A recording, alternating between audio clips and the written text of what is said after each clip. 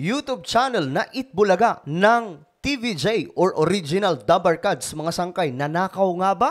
At ngayon, napasakamay na ng kanilang mga kalaban. Yan po ang ating pag-uusapan ngayon.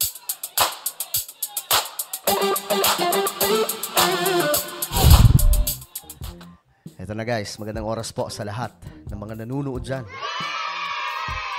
Pag-usapan po natin ito. Pero bago po tayo magtuloy-tuloy guys, check nyo po muna ang ating YouTube channel kung kayo na po ay nakapag-subscribe at kung hindi pa.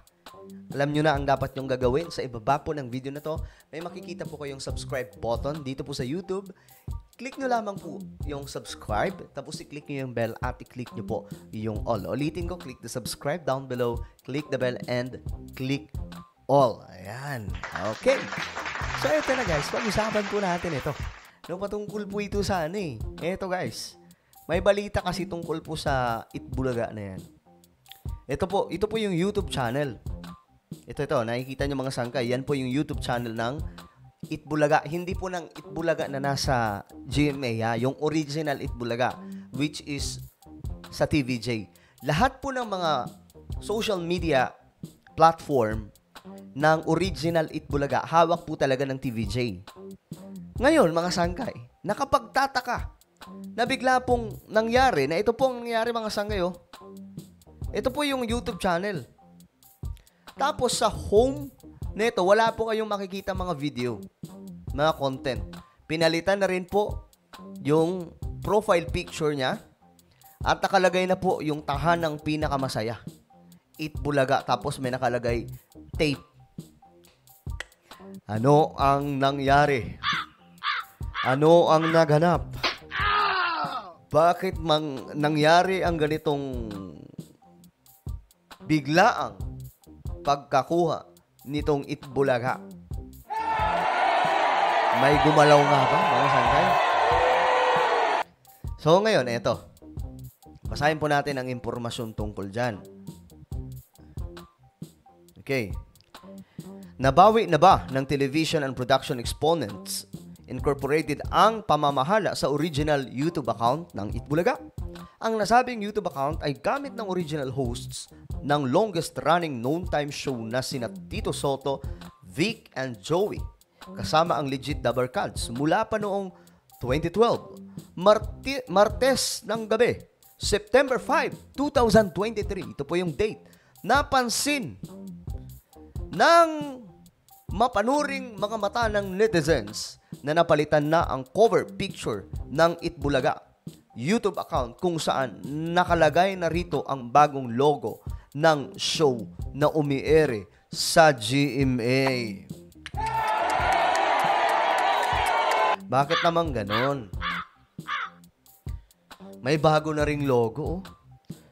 Mababasa rin dito ang tagline ng show ngayon na tahanang pinakamasaya. Tahanang pinakamasaya pa. Tanungin nyo yung mga Pilipino, tahanang pinakamasaya yan. Ay nako, mayroon itong 5.32 million subscribers. Burado na ang main videos ng Old Itbulaga at ang tanging natira ay ang mga short at old clips ng show.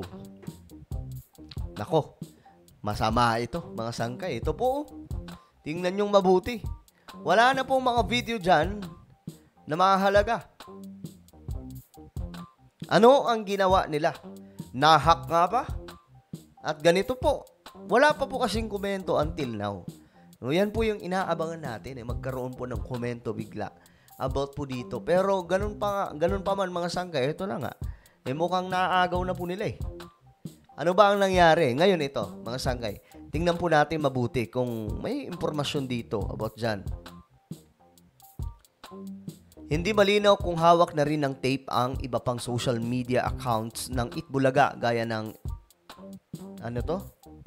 dating Twitter, TikTok at Facebook dahil wala pang nabago sa mga post dito. Ngayon mga sangkay, ito po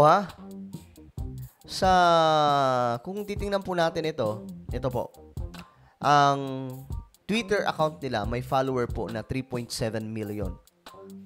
Ang Dabarkads, ito naman sa Instagram, mayroon pong 1.4 million followers. At sa Facebook naman, mayroon pong 20 million followers.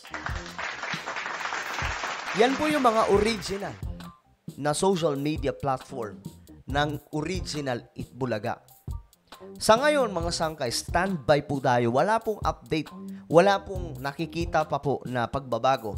So, hindi ko alam, mga sangkay, kung anong nangyari. May mga bumaliktad ba sa TVJ? May mga nabayaran ba? Nako, mga sangkay. Alam nyo, sana mali ako. No, sana mali ako. Sana walang nabayaran na may access po sa mga account ng TVJ. Gaya po nito. Ito mga sangkay, 5.32 million subscribers po yan. May 21,000 na views. Sa tingin ko mga sangkay, hindi pa naman nawala. Kasi ito, mga shorts video lang ang andyan. Hindi, andito pa pala. Andito pa yung mga video. Ayan po, ang dami. Andito pa rin. At ngayon, mga sangkay, tiningnan ko po. Hindi pala, sa home lang. Alam nyo, pwede kasi to mga sangkay. Dahil, alam nyo, nangyayari lang to. Sa aming mga YouTuber, may mga experience ng mga pangahak. Nangyayari po ito kapag hinahak po yung mga YouTube account. Okay? Sa akin, nangyari po ito. Pagkatapos pumahak ang YouTube account, nung nabalik na, nakalagay na po, this channel doesn't have any content. Sa home. Hindi po makikita. Pero pag tiningnan mo sa videos, makikita mo pa. Andito pa nga mga sangkayo, nakalagay pa 21,000 videos. Ganun po karami. Yung hindi pa po nabura. So, hindi po natin alam kung ito po ay nahack, naagaw, o ano pa man mga sangkay. No, hindi pa po malinaw ang lahat. Sa ngayon, wala pa pong any statement galing po sa tape and maging po sa mga host na original ng Itbulaga na totoong may-ari po na ito. Pero alam naman po natin mga sangkay na halos lahat po ng mga buong production po ng Itbulaga na original ay sumama po sa TVJ. But, ito ang tanong. May mga bumaliktad nga ba? Especially yung may mga hawak po ng original na mga social media platform. Kagaya po nitong YouTube channel ng original Itbulaga ng TVJ. Kasi, hindi malabo kasi. Okay? Hindi naman natin sinasabing totoo ito. Ito ay base sa ating mga pag-aanalisa at mga naiisip mga sangkay. But we are not saying that ito ang totoo. What if may nabayaran? Diba? What if lang naman? Tapos, alam niyo naman mga sangkay, ngayon kasi, ngayon sa panahon natin ngayon, dahil sa sobrang selfish ng tao at greedy ng tao, kahit yung prinsipyo nawawala pag pera ang pinag-uusapan. Diba? Kahit, naku, iilan na lamang pong tao ngayon ang tumatayo, mga sangkay, nung eleksyon, marami pong gusto magbayad sa atin. Ito yung totoo. Pero never po tayong tumanggap ni singkong duling. Bakit? Mga sangkay, bayad yung tipong sasabihin na, pabayaran ko kayo, i-promote nyo kami. Never po akong tumanggap sa ganyan.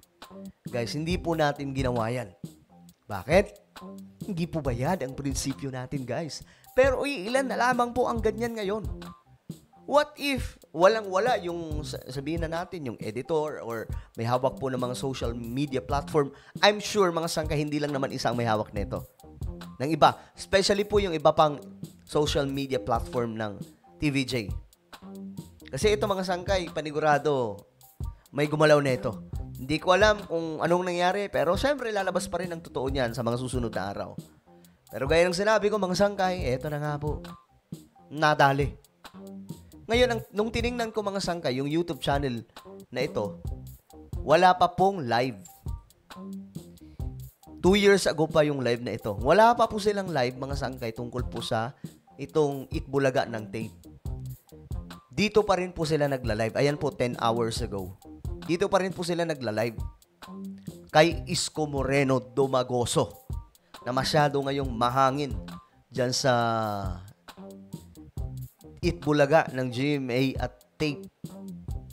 So, ngayon mga sangkay, I don't know what happened, but lalabas din po yan. Tanong kasi dito, nahack nga ba? O mayroon pong kumita, mga sangkay, na naging dahilan kung bakit bumigay at naipamahagi po ang mga, alam nyo kasi madaling mapalitan to eh.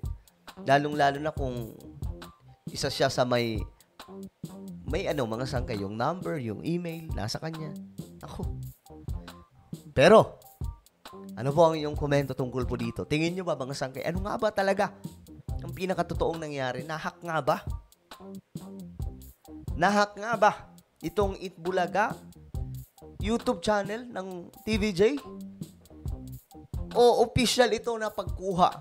O official na nakuha ng tape itong YouTube channel? Kasi, mga sangkay, hanggang ngayon, tingnan nyo po. Itong Itbulaga, 20 million to. I hope. Sana po, hindi na po ito masabotahe. Itong Facebook page. 20 million followers po yan. Pag ito yung nakuha ng tape, nako po, dali. Okay.